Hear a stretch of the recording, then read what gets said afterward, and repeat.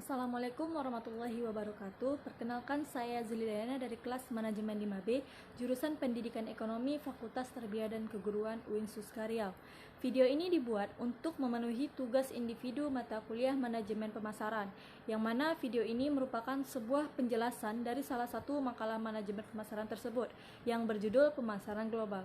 Keep for watching, selamat menyaksikan. Masuk kepada pengertian pemasaran global, yang mana pemasaran global adalah proses memfokuskan sumber daya baik manusia, uang, aset fisik, dan tujuan-tujuan dari suatu organisasi untuk memperoleh kesempatan dan menanggapi ancaman pasar global. Pemasaran global juga didasarkan pada orientasi geosentris dan fokus pada pemanfaatan aset, pengalaman, dan produk perusahaan secara global serta pada melakukan adaptasi terhadap apa yang benar-benar unik dan berbeda dalam setiap negara. Kemudian kita masuk ke dalam pasar global. Dengan komunikasi, transportasi, dan aliran keuangan yang lebih cepat, dunia akan semakin mengecil dan cepat. Produk dan jasa yang dikembangkan dalam satu negara mendapatkan penerimaan antusias di negara lain.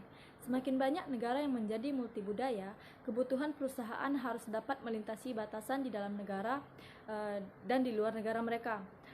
Sebelum mengambil keputusan untuk berekspansi ke luar negeri, perusahaan harus menyadari dan mempertimbangkan beberapa risiko. Yang pertama itu, perusahaan mungkin tidak memahami preferensi asing dan bisa gagal menawarkan produk atraktif yang kompetitif. Kemudian yang kedua, perusahaan mungkin tidak mengerti mengenai regulasi asing dan mengalami biaya yang tidak diharapkan.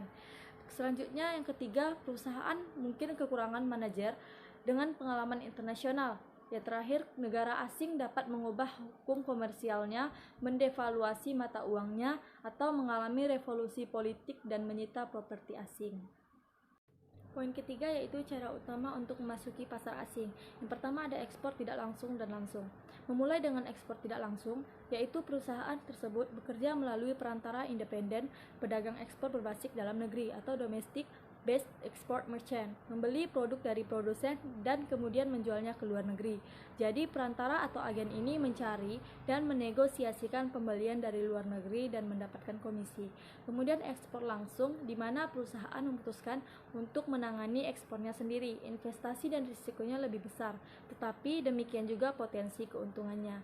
Kemudian yang kedua, pemberian lisensi adalah cara paling sederhana bagi produsen untuk terlibat dalam pemasaran internasional, yakni pemberian lisensi yang memberikan lisensi kepada perusahaan asing menggunakan proses produksi, merek dagang, paten, rahasia dagang, atau sesuatu yang berharga lainnya dengan memperoleh bayaran atau fee atau royalti. Kemudian yang ketiga, usaha patungan. Investor asing dan lokal bergabung membentuk usaha patungan atau joint venture, di mana mereka sama-sama mempunyai kepemilikan dan kendali. Yang terakhir, investasi langsung. Kepemilikan langsung atau fasilitas atau produksi yang berbasis di luar negeri. Perusahaan asing dapat membeli sebagian atau keseluruhan kepemilikan perusahaan lokal ataupun dengan membangun fasilitasnya sendiri. Produk Indonesia yang berhasil dipasarkan ke luar negeri. Yang pertama ada Indomie. Indomie mulai masuk pasar pada tahun 1982. Sejak dari itu, permintaan pun banyak datang dari belahan dunia. Ini tidak berlebihan. Amerika Serikat, Australia, Inggris, Timur Tengah, bahkan Cina pun tertarik mencicipi produk ini. Kemudian produk yang kedua yaitu teh botol sosro.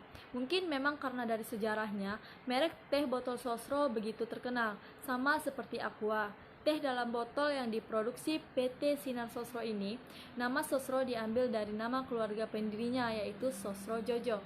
Pertama kali setelah diproduksi di daerah Slawi, Jawa Tengah, teh ini masih berbentuk teh kering yang diberi nama teh cap botol, dan daerah pemasarannya pun masih di sekitar Jawa Tengah. Singkat cerita, teh dibawa ke Jakarta dengan metode cicip rasa atau produk sampling di beberapa pasar. Teh kering tersebut diseduh dan dibagikan ke masyarakat saat itu juga. Namun cara ini kurang berhasil karena ternyata tehnya terlalu panas. Tidak habis akal, cara kedua pun dilakukan.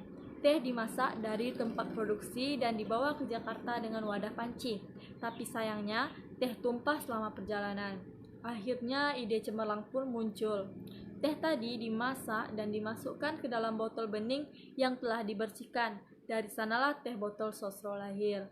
Orang lebih mengenalnya dengan teh botol saja. Namun, produk yang diberikan adalah teh botol sosro yang amat legendaris ini. Padahal masih banyak produk teh-teh yang lainnya. Kemudian ada produk Silver Queen. Silver Queen, Chunky Bear, dan Ceres, siapa yang tak kenal dengan ketiga merek coklat ini? Tahukah Anda kalau produsen PT Petra Foods menjadi salah satu pemain utama di pasar global? Petra Foods, perusahaan milik keluarga Chuang ini, menjadi pesaing berat M&M's, produsen coklat nomor 1 di Amerika. Produk-produk dari PT Petra Foods tersebut juga telah merambah ke setidaknya 17 negara, di antaranya negara Thailand, Jepang, Filipina, Hong Kong, Australia, dan Cina.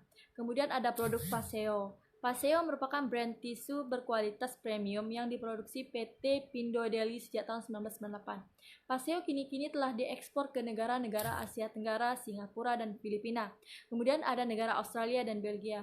Jeko Donuts and Coffee adalah produk yang terakhir. Walau bagaimanapun, Jeko ini tetap produk lokal dengan mengandalkan racikan donat dan kopi berkualitas internasional. Dilihat dari lambang Jeko itu sendiri aja itu udah burung merak, salah satu burung di Indonesia.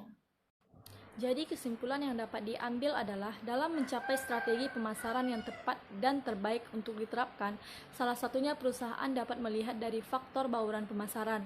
Hal tersebut penting karena bauran pemasaran merupakan salah satu pokok pertimbangan konsumen dalam melakukan keputusan pembelian suatu produk. Jika perusahaan tidak peka terhadap apa yang dibutuhkan oleh konsumen, maka dapat dipastikan bahwa perusahaan akan kehilangan banyak kesempatan untuk menjaring konsumen dan produk yang ditawarkan akan sia-sia. Pemasaran merupakan salah satu ilmu ekonomi yang telah lama berkembang, dan sampai pada saat sekarang ini, pemasaran sangat mempengaruhi berhasil suatu perusahaan untuk bisa bertahan di dalam pangsa pasar. Oleh karena itu, diperlukan strategi pemasaran yang dapat memberikan pengaruh untuk menentukan berhasil atau tidaknya dalam memasarkan produknya. Apabila strategi pemasaran yang dilaksanakan perusahaan tersebut mampu memasarkan produknya dengan baik, hal ini akan berpengaruh terhadap tujuan perusahaan. Indonesia mengalami kendala mengenai produk dalam negeri yang kalah saing dengan luar negeri, yang seharusnya bisa menjadi tuan rumah Indonesia, yaitu kurangnya kesadaran masyarakat tentang pemakaian produk lokal karena kebanyakan dari masyarakat Indonesia lebih banyak mengkonsumsi atau menggunakan produk luar daripada di dalam negeri, serta gaya mewah yang terjadi apabila memakai produk luar. Yang terjadi di Indonesia apabila memakai produk luar itu berkesan elegan dan mewah karena harganya yang cenderung lebih tinggi dan kualitas yang dijanjikan lebih bagus dan menyebar di seluruh dunia. Hanya itu yang dapat saya sampaikan, lebih dan kurang saya mohon maaf. Wabillahi taufik walhidayah. Wassalamualaikum warahmatullahi wabarakatuh.